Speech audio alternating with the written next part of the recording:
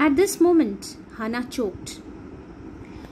He looked up and saw her face the color of sulfur. When he was probing with his knife, and there was the blood which was oozing out of the wound, Hana could not withstand that sight. She felt very sick. She could not, as if she could not breathe. She felt choked. He looked up, Sadao looked up at her face and saw that her face had changed the color. That means color of sulfur means yellow. The color of sulfur is yellow. So her face had become yellow. Yellow in the sense pale. So she had become sick by the sight of blood oozing out and Sadao operating on him. "Don't faint," he said sharply. He got little annoyed and he wanted her help constantly. So he sharply told her not to faint, not to become unconscious. He did not put down his exploring instrument, but he did not stop his work. He was exploring the wound. He was trying to find out the depth of the wound and the bullet also, and he was exploring, he was probing with his instrument. So he didn't stop that. "If I stop now, the man will surely die." Because on one hand, his wife was going to faint, almost faint. So he didn't want her to faint because he could not, have done anything for her. And moreover, he wanted her help. So he told her not to faint because he said, "If I stop now, the man will surely die." He wanted to continue operating on him. She clapped her hands to her mouth, but she could not withstand the sight at all. So she covered her mouth with her hands and leaped up and ran out of the room. Outside in the garden, he heard her retching. Retching means puking, vomiting. She was throwing up in the garden. She could not, bear the sight because she was not the doctor. She could not see the blood and the wound, and she felt little fearful and she felt very sick. But he went on with his work. But he did not stop. He went on with his work. He had got engrossed with his work. It will be better for her to empty her stomach, he thought. In his mind, he thought that it would be better for Hana to empty her stomach because he didn't want any disturbance again of such kind. He didn't want Hana to feel sick because he wanted her help. He had forgotten that, of course, she had never seen an operation. At that moment of time, he had completely forgotten that she had never seen any operation earlier.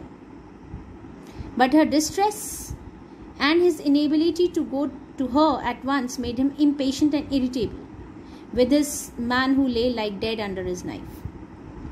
But because he could not go to calm her down, because she was in distress, she was in a bad condition, she was not feeling well, so he was getting impatient and getting irritated also, little annoyed also, because he could not do anything for her, and that man was also needed his help, urgent attention. So it made him impatient and irritable. The man who lay like dead under his knife. Who was the man? That young fellow, American man, who was unconscious, and he was operating upon him to take the bullet out. And this man, he thought, there is no reason under heaven why he should live. Now Sadao was thinking to himself that why he was trying to save the young American sailor. He could not find any logic behind it. He could not understand his own behavior. that why he was saving him. He started complaining. Unconsciously, this thought made him ruthless. Now, when he was thinking this, it made him cruel, merciless, and he proceeded swiftly. And then he started, furthering his work swiftly. In his dream, the man moaned. He was in unconscious state, and he felt the pain, and he moaned. He cried out with pain. But Sadao paid no heed except to mutter at him. He paid no attention to his moaning except to mutter at him. He kept complaining. He was muttering at him. He was grumbling and uttering words, indistinctly at him. Groan, he muttered. He said, cry with pain. Groan if you like. I'm not doing this for my own pleasure. You groan as much as you like. The man was unconscious. He was not listening to him. He was not knowing what was going on with him. He was coming back to his senses. So he had started feeling the pain. And this Sadao also knew. So he was moving his hands very swiftly. He was doing his work very quickly. And he was muttering at him at the same time. And what was he saying? Groan, cry as much as you like. I am not doing this for my own pleasure.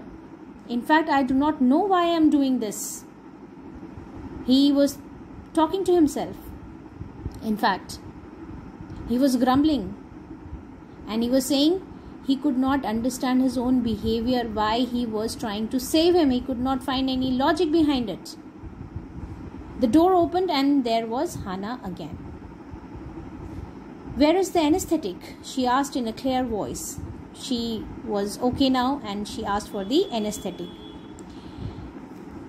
Sadao motioned with his chin.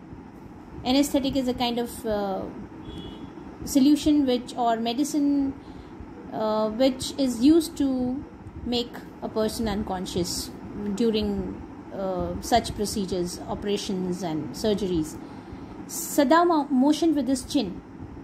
It is as well that you come back. He felt relieved that she had come back. This fellow is beginning to stir. This fellow is coming back to his senses. He wanted to say that that American fellow needed anesthetic because he had started feeling the pain and he was moving. She had the bottle and some cotton in her hand. But how shall I do it? Because she did not know how to do it, so she asked that to Sadao. Simply saturate the cotton. Saturate means soak up. Simply saturate the cotton and hold it near his nostrils. Sadao replied without delaying for one moment. He quickly told her how to go about it. The intricate detail of his work. He was telling her how to do that, as well as he was doing his intricate, means very complicated, detailed work. Also, when he breathes badly, move it away a little. So this was how she was supposed to use the anesthetic on him.